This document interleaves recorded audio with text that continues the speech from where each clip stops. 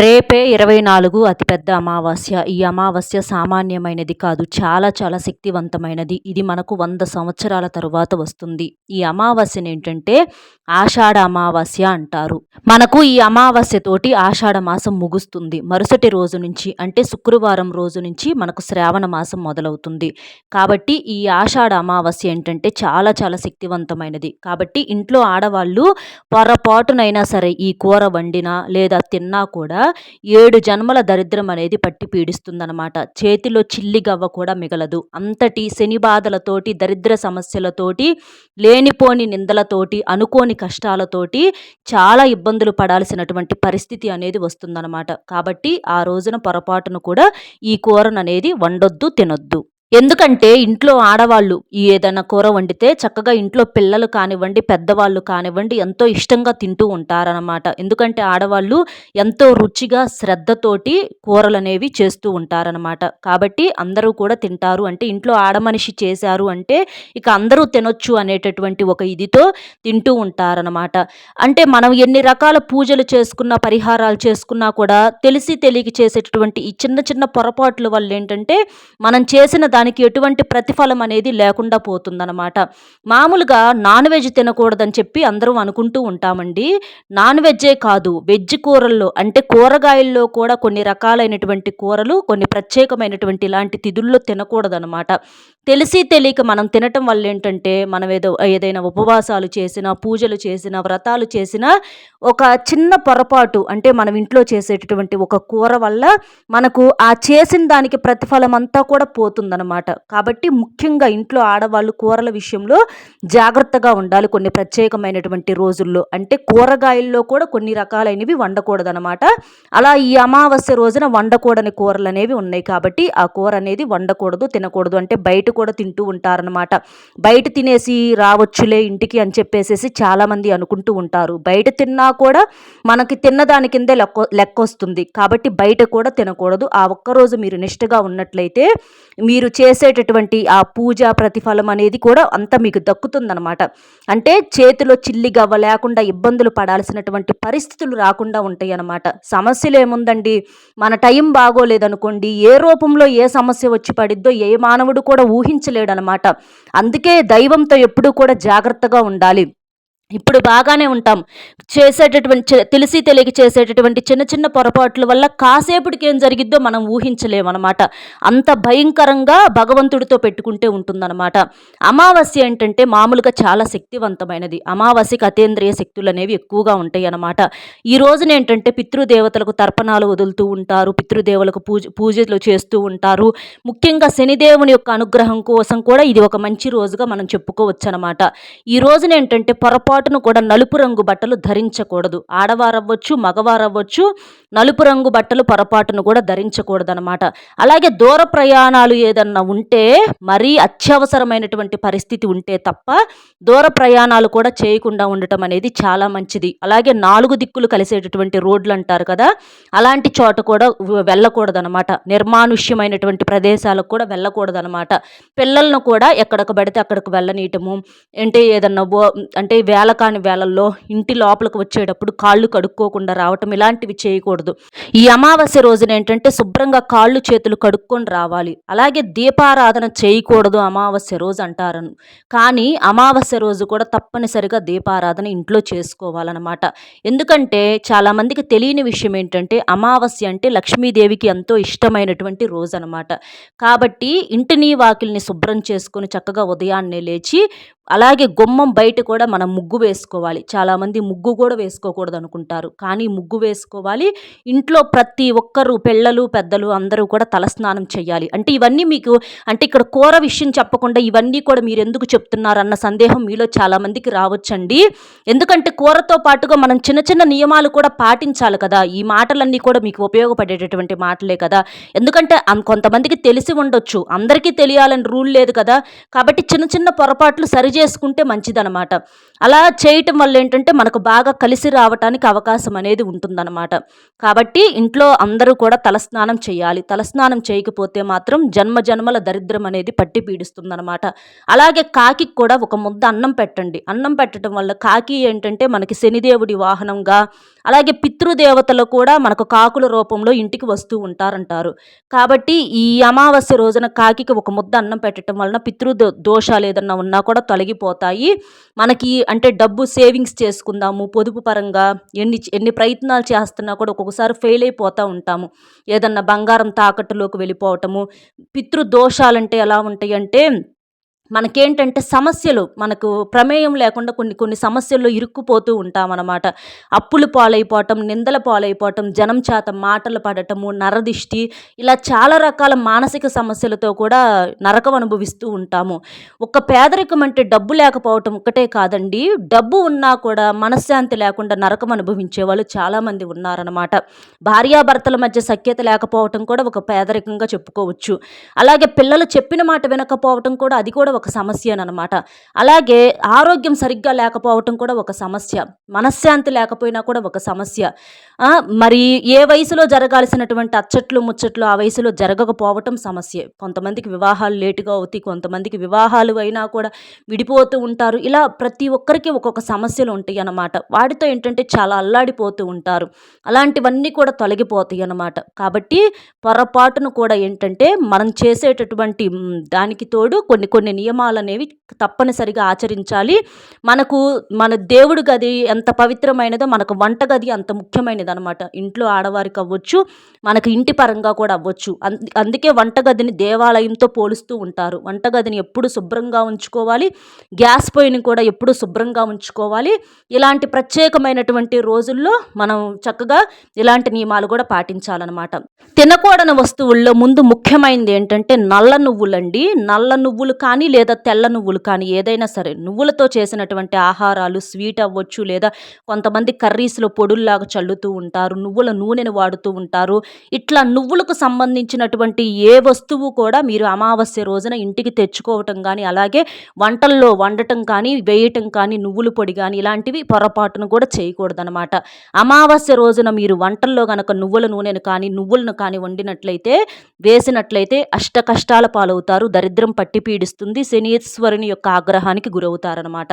అలాగే ఈ రోజున ఏంటంటే పప్పును కూడా ఎట్టి పరిస్థితుల్లో వండకూడదు. అంటే టమాటా పప్పు అవ్వచ్చు, పప్పు గోంగూర అవ్వచ్చు, పప్పు తోటకూర అవ్వచ్చు, లేకపోతే సాంబార్ అవ్వచ్చు, పప్పుచారు అవ్వచ్చు, లేదా ముద్దపప్పు అవ్వచ్చు. ఇట్లా ఏదైనా సరే పిల్లలకు కూడా కొంచెం ముద్దపప్పు వండి పెడుతూ ఉంటారనమాట.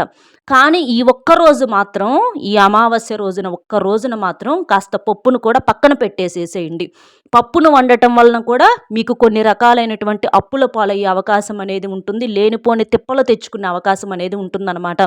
పప్పు అనేది మనకు అన్ని రోజుల్లో ఎప్పుడైనా తినొచ్చు అని అనుకుంటూ ఉంటారు. కానీ కొన్ని కొన్ని తిథుల ప్రకారం పప్పును కూడా వండకూడదు, తినకూడదు. కొన్ని గ్రహాలకి ఏంటంటే కందిపప్పు కూడా అంకితం చేయబడతాయన్నమాట. కాబట్టి గ్రహాల యొక్క అనుకూలత కోసం ఈ అమావాస్య రోజున పప్పును పొరపాటును కూడా ఇంట్లో వండొద్దు, తినొద్దు, బయట కూడా తినొద్దు, ఏ రూపంలో కూడా తినొద్దు. చాలామంది పప్పుదేముంది అది ఇది అని చెప్పేసేసి అనుకుంటారండి. కానీ ఈ ఒక్క రోజు మాత్రం మీరు తినొద్దు. ఎందుకంటే కొన్ని మనం ప్రత్యేకమైనటువంటి కారణాలు అనేవి చెప్పుకోకపోయినా కూడా ఖచ్చితంగా కొన్ని శాస్త్రాల ప్రకారం మనం తినకూడదన్నమాట. పప్పు వల్ల ఏంటంటే సమస్యలు అప్పుల పాలైపోతూ ఉంటారు. అనుకోని సమస్యలు, వాతం కూడా చేరుతుందన్నమాట. అంటే పప్పును అన్ని రోజుల్లో మనం వండటం వల్ల ఆరోగ్యపరంగా కూడా కొంచెం వాతం చేస్తుంది. అంటే కాళ్ళు నొప్పులు అలాంటివి కూడా వచ్చే అవకాశం అనేది ఉంటుందన్నమాట. ఇంకా తర్వాత వచ్చేటప్పటికి దుంపలు అనమాట. బంగాళదుంపలు అవ్వచ్చు, లేదా చామ దుంపలు అవ్వచ్చు. ఇట్లా ఏవైనా సరే దుంపలు ఉంటాయి కదా, దుంపకు సంబంధించిన ముల్లంగి ఇలాంటివి కూడా మనం పొరపాటును కూడా వండకూడదు, తినకూడదు. ఈ అమావాస్య రోజున దుంపకు సంబంధించినటువంటి మనం వంటల్లో ఏదైనా చేసుకుంటే, కూర వండుకుంటే దుంపల్ని చాలా రకాలైనటువంటి సమస్యలతో ఇబ్బంది పడిపోతూ ఉంటాము. మా దుంప తెగిపోయిందంటారు చూడండి. అలా ఏంటంటే కొన్ని ఇబ్బందులు అలా వస్తాయి అన్నమాట. అవి కొంతమందికి ఏముందిలే అని చెప్పేసేసి అనుకుంటారు కానండి, అందరి జీవితం సాఫ్ట్‌గా ఉండదుగా. చాలామందికి చాలా కష్టతరంగా ఉంటుందనమాట జీవితము. చాలా ఇబ్బందులు వస్తూ ఉంటాయి. కాబట్టి పొరపాటున కూడా దుంపలు వండకూడదు. ఇంకా అందరూ చేసేటటువంటి ముఖ్యమైన పొరపాటేంటంటే కోడిగుడ్డు. కోడిగుడ్డునేంటంటే శాకాహారంగా భావిస్తూ ఉంటారనమాట. కోడిగుడ్డునేంటంటే పిల్లలకని, పెద్దవాళ్ళకని ఊరకనే అట్లా ఉడకబెట్టేసి ఇచ్చేస్తూ ఉంటారు. లేదా ఆమ్లెట్ రూపంలో ఏదో ఒక రూపంలో వేసుకుంటూ తింటూ ఉంటారనమాట. కానీ కోడిగుడ్డు అనేది శాకాహారం కాదు, మాంసాహారము. ఇది గుర్తుపెట్టుకోండి. మనకు కోడి పెడితేనే గుడ్డు అనేది వస్తుంది. ఏ చెట్టుకు కాస్తుందండి కోడిగుడ్డు? మనం వెళ్లి కోసుకొచ్చుకుంటున్నామా? లేదు కదా! కాబట్టి కోడిగుడ్డు అనేది కూడా మాంసాహారం. కోడి పెడితే గుడ్డు వస్తుంది కాబట్టి కోడిగుడ్డును కూడా ఈ రోజున అమావాస్య రోజున వండకూడదు, తినకూడదు. ఇది కూడా గుర్తుంచుకోండి. అలాగే ఇక నాన్ వెజ్, ఇది అందరికీ తెలిసినటువంటి విషయమే. చేపలవ్వచ్చు, పీతలవ్వచ్చు, రొయ్యలవ్వచ్చు, చికెన్ అవ్వచ్చు, మటన్ అవ్వచ్చు. ఇలా నాన్ వెజ్ ప్రియులు చాలామంది ఉంటారండి. ముక్క లేనిదే ముద్ద దిగదు అని అనుకునే వాళ్ళు ఎంతోమంది ఉంటారనమాట. కాబట్టి నాన్ వెజ్ ప్రియులు కొంచెం ఆ రోజున కాస్త మీకు ఇబ్బందిగా ఉన్నప్పటికీ కూడా మీరు మరి మీకున్నటువంటి సమస్యలు తీరిపోవాలంటే ఒకరోజు దేవుడికి భక్తిగా పూజ చేసుకున్నప్పుడు నిష్టలనేవి అంటే నియమ నిష్టలనేవి తప్పనిసరి కదా. మనం అంటే ఇంట్లో మనం తింటా దేవుడికి ఒక దండం పెట్టుకోగానే మనకున్నటువంటి సమస్యలు అనేవి పోవన్నమాట. కాబట్టి కాస్తో కూస్తో మీకు ఇబ్బందిగా అనిపించినా కూడా ఈ రోజున ఎట్టి పరిస్థితుల్లో కూడా నాన్ వెజ్ అనేది వండకూడదు, తినకూడదు. చికెను అంటే బయట కూడా తినకూడదు. చికెన్ పకోడీలు అని చెప్పేసేసి ఇట్లా చాలా రకాలుగా తింటూ ఉంటారనమాట. కాబట్టి లెగ్ పీసులని ఏంటంటే ఆర్డర్ పెట్టుకొని తింటూ ఉంటారు. అలా కూడా మనం కొనుక్కొచ్చుకొని తిన్నా కూడా మనకు అది తిన్నదాని కిందకే వస్తుంది. కాబట్టి ఎట్టి పరిస్థితుల్లో కూడా నాన్ వెజ్ అనేది కూడా వండకూడదు, తినకూడదు. ఏ రూపంలో కూడా తినకూడదు. ఇది కూడా మీరు గుర్తుంచుకోండి. అలాగే గుమ్మడికాయనేంటంటే ఇప్పుడు బరువు తగ్గాలి అనేటటువంటి ఆ యొక్క ఇదితోటి ఆరోగ్యానికి మంచిదని గుమ్మడికాయని కూడా జ్యూసుల రూపంలో అట్లా వాడుతున్నారు. కర్రీస్ రూపంలో చాలా తక్కువగా ఉన్నప్పటికీ గుమ్మడికాయ వాడకం ఏంటంటే జ్యూసుల రూపంలో చాలా ఎక్కువైంది. ముఖ్యంగా బూడిద గుమ్మడికాయ అనమాట. అంటే బూడిద గుమ్మడికాయ, తీపి గుమ్మడికాయ 2 రకాలు ఉంటాయి. తీపి గుమ్మడికాయనేంటంటే స్వీట్స్ రూపంలో అలాగే కర్రీస్ రూపంలో చేసుకుంటూ ఉంటారు.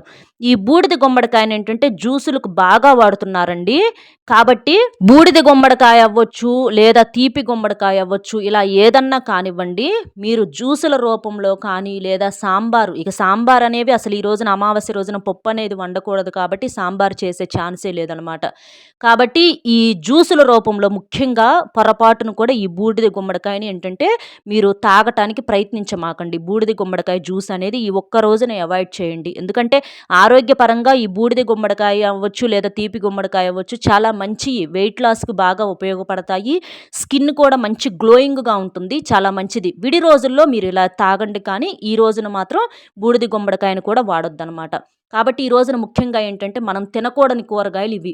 ఏది? పప్పు, అలాగే నువ్వులతో వండిన ఆహారాలు, బూడిద గుమ్మడికాయ లేదా తీపి గుమ్మడికాయ, అలాగే fish, egg, potato, chicken, mutton అంటే నాన్ వెజ్‌కి సంబంధించి. అలా నాన్ వెజ్జు, వెజ్జు 2 కూడా కలిసి ఉన్నాయి కాబట్టి గుడ్డుకు సంబంధించిన విషయం కోసం ఇదంతా చెప్పటం అనేది జరిగిందండి నాన్ వెజ్ కూడా. కాబట్టి ఈ వెజ్ కూరల్లో వచ్చేటప్పటికి ఇవి, నాన్ వెజ్‌కి సంబంధించి ఇవి. ఇలాంటివి పొరపాటున కూడా తినకూడదు. ఈ అమావాస్య రోజున మీరు గుర్తుంచుకోండి. అలా కాదని చెప్పి పొరపాటున వండినా తిన్నా కూడా ఏముందిలే అని చెప్పుకుంటే అప్పటికప్పుడు ఎఫెక్ట్ ఏముండదండి. అప్పటికప్పుడు బానే ఉంటుంది. కానీ తర్వాత బాధపడాల్సినటువంటి పరిస్థితి అనేది వచ్చిద్దనమాట. కాబట్టి జాగ్రత్తగా ఉండండి. తినొద్దు. అలాగే తినాల్సినవి కూడా ఉన్నాయి. అంటే మనం తినకూడనియే చెప్పుకున్నాము. మరి ఈ రోజున ఏం తినాలి? పప్పు కూడా వద్దన్నారండి ఆఖరికి. మరి మేమేం తినాలి అని చెప్పి సందేహం మీకు రావచ్చనమాట. కానీ ఈ రోజున తినాల్సినవి కూడా ఉన్నాయండి. అదేంటనేది కూడా ఇప్పుడు నేను చెప్తాను. ఈ రోజున మనకేంటంటే ముఖ్యంగా వర్షాకాలం కూడా మొదలైంది. వర్షాలవి మొదలవుతాయి కాబట్టి పడుతున్నాయి ఆల్రెడీ కూడా. మనకి ఈ వర్షాలకు సంబంధించి ఏంటంటే కొంచెం ఈ క్రిములు ఇలాంటివి ఎక్కువగా ఉంటాయి కాబట్టి మన బాడీలో కొంచెం ఇమ్యూనిటీ అనేది తగ్గే అవకాశం అనేది ఉంటుంది. పిల్లలకి, పెద్దలకి అందరికీ కూడా. కాబట్టి మీకు నాన్ వెజ్ కన్నా కూడా బలమైనటువంటి ఆహారము, పప్పు కన్నా బలమైనటువంటి ఆహారం ఏంటంటే మునగాకనమాట. మునగాకు అనేది నెంబర్ 1 అండి. మునగాకులో మనకు సమృద్ధిగా పోషకాలు, విటమిన్‌లు అన్ని రకాలు కూడా ఉంటాయన్నమాట. ప్రకృతి ప్రసాదించినటువంటి ఒక వరం ఏంటంటే మునగాకనమాట. కాబట్టి చక్కగా మీరు మునగాకు సంబంధించి ఏదన్నా కర్రీస్ అవ్వచ్చు, లేదా మునగాకు కారం అవ్వచ్చు, పొడి రూపంలో కానీ ఇలా మీరు కొంచెం ఏదన్నా కర్రీస్ వండుకున్నప్పుడు దాని మీద ఈ మునగాకు పొడిని చల్లటం కానివ్వండి, ఇట్లా మునగాకు సంబంధించి మీరేదైనా వండుకోండి, తినండి. ఇలా తినటం వల్ల ఏంటంటే పిల్లలకు కూడా మంచి జ్ఞాపక శక్తి, తెలివితేటలు, పెద్దవాళ్ళకు కూడా మంచిగా ఆరోగ్యము, మంచి పోషకాలు అన్ని రకాలు కలిగి ఉంటాయి. మునగాకు అనేది చాలా నెంబర్ 1 ఫుడ్ అనమాట హెల్త్ పరంగా. కాబట్టి మునగాకును తినే ప్రయత్నం చేయండి. మనకి ఈ వర్షాకాలంలో కూడా మంచి నెంబర్ 1 బెస్ట్ ఫుడ్‌గా చెప్పుకోవచ్చు అనమాట. అలాగే ఈ రోజున తప్పకుండా ఏంటంటే పితృదేవతలకు ఇంతకుముందు మనం చెప్పుకున్నట్టుగా నమస్కారం చేసుకోండి. నదీ స్నానం మీకు అవకాశం కుదిరితే నదీ స్నానం చేయండి. లేకపోతే మామూలుగానైనా సరే తలంటు స్నానం అనేది ఇంట్లో చేయండి. కాస్త రాళ్ళ ఉప్పు కానివ్వండి, కాస్తంత పసుపును కానివ్వండి నీటిలో వేసుకొని అలా స్నానం చేయండి. ఇంకా ఈ రోజున వీటితో పాటుగా నలుపు రంగు బట్టలు ధరించకూడదు, గోర్లు కొరుక్కోకూడదు, జుట్టు కత్తిరించుకోకూడదు, ఇంట్లో తిట్లు, శాపనార్థాలు, కొంచెము కోపాలను, ఆవేశాలను అదుపులో ఉంచుకోండి. ఇంట్లో లక్ష్మీదేవికి తప్పకుండా దీపారాధన చెయ్యండి, దీపం వెలిగించండి. గురువారం కూడా కలిసి వచ్చింది కాబట్టి దీపారాధన చెయ్యండి. కొంతమంది సాయిబాబా భక్తులుంటే సాయిబాబాకు చేసుకోండి. లేదా మీరు లక్ష్మీదేవికే పూజ చేసుకుంటారు అనుకుంటే ఒక చిన్న బెల్లం ముక్కైనా, 2 అరటి పండ్లైనా, ఇంకా మీకు శక్తి ఉంటే పాలతో చేసినటువంటి నైవేద్యం ఏదైనా సరే చక్కగా చేసేసి నైవేద్యంగా సమర్పించి మీరేంటంటే చక్కగా లక్ష్మీదేవికి దీపారాధన చేసుకోండి. ఇలా చేయటం వలన 4 దిక్కుల నుంచి డబ్బు దూసుకు వస్తుంది. చాలా రకాలైనటువంటి సమస్యలు పోవటం మీరే చూసి ఆశ్చర్యపోతారనమాట.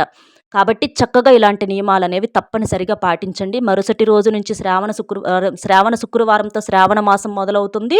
మీ ఇంట్లోకి లక్ష్మీదేవి కోట్ల రూపాయలతో అడుగు పెట్టడానికి అవకాశము ఉందన్నమాట. కాబట్టి చక్కగా ఇలా చేసేసేయండి. అర్థమైంది కదండి ఈ రోజున ఏ కూర వండకూడదు, ఏ కూర వండాలి, ఏమి తినకూడదు, ఏమి తినాలి అనేది. వీడియో నచ్చితే ఒక్క లైక్ ఇచ్చి సపోర్ట్ చేయండి. మీరు లైక్ చేయడం వల్ల వీడియో మరికొంతమందికి చేరి వారు కూడా తెలుసుకునే అవకాశం అనేది ఉంటుంది. అలాగే మీకు తెలిసిన మిత్రులకు కూడా షేర్ చేస్తే హెల్ప్ అవుతుంది. మొట్టమొదటిసారిగా మన ఛానల్ చూస్తుంటే సబ్స్క్రైబ్ చేసుకొని పక్కనే ఉన్నటువంటి ఆల్ అనే బెల్ని క్లిక్ చేస్తే నేను పెట్టే ప్రతి వీడియో కూడా ముందుగా మీకు నోటిఫికేషన్ రూపంలో చేరుతుంది. కాబట్టి ఒక్క లైక్ ఇచ్చి సపోర్ట్ చేస్తారని చెప్పి, అంటే మీరు లైక్ చేస్తే ఇంకొంతమందికి చేరి వారు కూడా తెలుసుకుంటారు. కాబట్టి ఒక్క లైక్ ఇస్తారని మనస్ఫూర్తిగా కోరుకుంటూ మరొక మంచి విశేషంతో మళ్ళీ కలుద్దామండి. సర్వేజన సుఖినో భవంతు. నమస్కారం.